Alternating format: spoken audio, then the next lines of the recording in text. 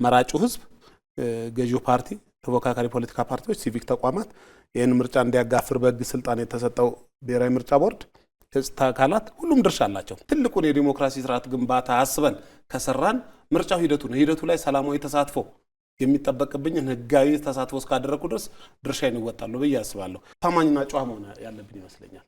ታማኝና ጨዋ የምንሆነው ለኢትዮጵያ ነው፣ ለህሊናችን ነው፣ ለሀገራችን ነው። ሰላማዊ ዲሞክራሲያዊ ብቻ ሳይሆን በህዝብ ዘንድ ቅቡልነት ያለው ተቀባይነት ያለው እንዲሆን ሁላችንም እኩል ማዋጣት አለብን። እሱን ለማድረግ እየሰራን ነው፣ እስካሁንም እየተወጣን ነው። በዚሁ ኮሚትድ ሆነን በምርጫ ነው መከናወን ያለበት የኢትዮጵያ ፖለቲካ ስልጣን ሽግግር ብለን ነው የምናምነው።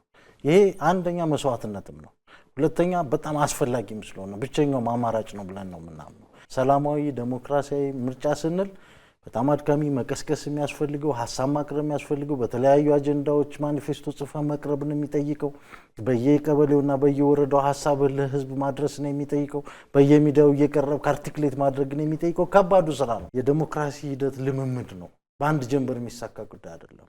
ስለዚህ ዘንድሮ የምናደርገው የምርጫ ተሳትፎ ለሀገራችንም ለግንኙነቶቻችንም ለወንድማማችነታችንም ለልምዳችንም በጣም ጠቃሚ ስለሆነ ሁላችንም በየአካባቢያችን በንቃት በምርጫ ቦርድ ፕሮግራም መሰረት ሰሌዳ መሰረት እንድንሳተፍ የከበረ ጥሪዬን አቀርባለሁ።